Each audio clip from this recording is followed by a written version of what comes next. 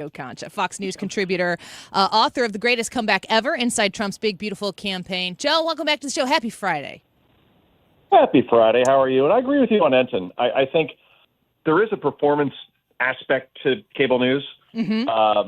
I'm not saying that you have to act, but a little enthusiasm is good. If you seem like you really enjoy what you're talking about, is a good thing. Yeah. And that's why, I don't praise CNN very often, but I think he's interesting because, like Scott Jennings, he will present another perspective that you don't hear from 99% of everybody else who's on that network, and that's refreshing. It's a good thing. I know just like it is on Fox with Jessica Tarloff. Yeah, exactly. I know that it's my algorithm and it's my curated feed, but I watch Scott Jennings and Harry Enton in clips from CNN all the time. The rest of them, I don't. I guess those clips are being made. They don't necessarily come across my feed unless I'm looking for them. Speaking of Spencer Pratt, I get a lot of Abby Phillip on mine. Yeah, I get a lot of. How do you do with that? Is that? I just think I don't mind if you have like an argument and you're well prepared. It's the condescension that just about her is just so off-putting. And, she's right about everything, right? Except when she isn't, of course. And she even went on Joy Reid's podcast and said that my job is to correct conservatives because they don't have their facts straight. It's like, okay, A, you're on Joy Reid's podcast saying this, right?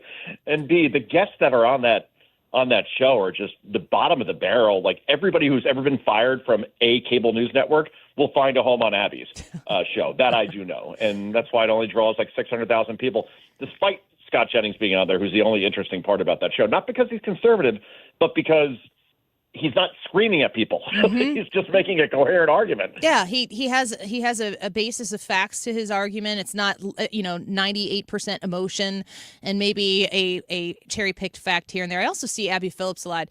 She quiets people down if the argument is It feels like if the argument is getting too far away from where she can manage it from the left side of the aisle, it seems as though the argument is then over and then they move on to the next thing. The Spencer Pratt, the Spencer Pratt mayor race in LA is one of my favorite things to watch right now. I don't know how it's going to end. He's certainly a long shot to win in Los Angeles, but he is clearly making an imprint on that race. But it's, I think, having national implications that he actually might be moving the needle outside of Los Angeles, depending on how it ends up, maybe even more than he is right there locally. But I think people are listening to him and taking him seriously because the type of serious that he takes this race seems to be about the issues. When people ask Spencer Pratt, what experience do you have? What qualifications do you have? All he has to do is say, look around. We're living in Karen Bass's experience right here. Right. It's so obvious. It's right in front of everybody. I think that if you're establishment, that's a very, very bad thing to be, right? And Hillary Clinton was establishment when she ran in 2016. And obviously Joe Biden, very, very much 50 years establishment when he won, depending on who you talk to, but when he won in 2020, very much establishment. In other words, I think experience in being in the machine is probably a bad thing. So, a reality star becoming, a major political figure. Yeah, I think we've seen that movie before with the current president, by the way, who also was a very successful businessman. But I think you make a very good point, though. I hadn't considered this, Annie, and that is that, Spencer Pratt nationally, like Fox, we talk about him every day. You talk about him every day, on your radio show. I do as well. I wonder, locally, how's it playing? And I think it's playing well. And I think that Karen Bass is profoundly a horrible mayor and candidate. But in the end, can he win there? Well, we saw Schwarzenegger as a, celebrity win in California as governor, and Reagan, obviously, Ronald Reagan, and Sonny Bono and Clint Eastwood became a mayor once of another town. But can he win there? Are there enough votes?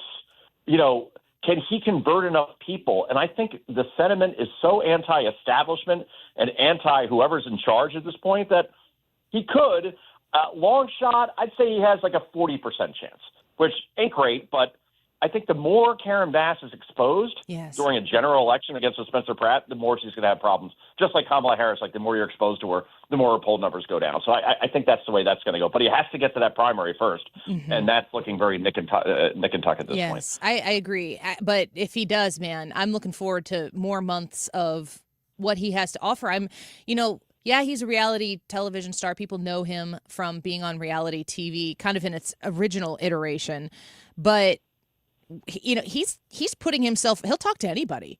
Anybody wants to challenge him, he jumps right back. Yep. He's ready to throw a punch back. And I'm really impressed with how smart he is, how well studied he is on Karen Bass. He knows about her history in Cuba and associations that she's had. And he hasn't made those things the main part of his campaign. The main part of his campaign is, did your house burn down? Did they not give a crap when your house burned down? Is your house still a pile of rubble? Are you stepping over poop and needles in order to get into a restaurant that you used to like? Those are the basic tenets of it. But then when the left comes back and campaigns in their high and snooty elitist type of ways, he's like, well, wait a second. Let's okay, you want to talk about these details? Let's talk about them. And he knows the details. He knows the details, and he keeps it, as you said, like common sense versus chaos. That's it. Like, don't talk about MAGA. Don't talk about all these like national issues. Locally, did your home burn down? Yes. Are you pissed off? Yes, you are. Is it going to get rebuilt anytime soon? No, it's not. Are there more needles in the park than there are kids playing in the park? No, there's more needles. Is homelessness a problem to the point where we have 10 cities that deserve their own zip codes? Yes, it is. Why is there homelessness? Because of a drug problem. We need to take care of all these things. No, by the way, there's massive corruption and fraud. So while you're paying the highest taxes in the country, if you live in Los Angeles, you're not getting a return on investment because the people that are in charge are allowing the money that you're paying into the system to be corrupted and placed into places that advance other people's political gains. So yeah, he's making those arguments in a way that it's just a guy saying, I want to solve the problem, not I'm a conservative Republican that wants to solve the problem. Take away the party or take away the ideology and just make it about what makes your life better, common sense versus chaos. I think a lot of Republicans can learn from a Spencer Pratt campaign that we're seeing. That I do know. Joe Concha speaking with us right now. Do you feel there was a significant, impactful, quiet Trump voter? And I can't imagine that everybody who's voting for Spencer Pratt is going to be like, I'm voting for Spencer Pratt and I want everybody to know about it. Do you think maybe he shares some of that same quiet but strong support? Oh, yeah, I think so. No doubt about that. I think that, President Trump, remember in 2016, you saw the polls and New York Times had Hillary Clinton on the day of the election had a 73% chance of winning, right? 73%. And obviously we saw how that worked. And then many polls showed that Kamala Harris was going to win in 2024. So there are people, I don't think it's as muted as it used to be. I think Trump supporters are more, not brazen, wrong word, but more proud to be a Trump supporter when in 2016, if you said you were, you might not get that promotion at work, right? You might lose your job altogether. That's where we're at this point. I mean, look what happened with Jackson Dart here in New York. He was just like, yeah, screw it. I'm going to introduce the president and no one cares. I don't care what anybody thinks. And sure enough, that became the biggest controversy ever of somebody introducing a president at a rally, a guy from Ole Miss, all right? Southeast Conference. That's your neck of the woods, University of Missouri, right? That's right.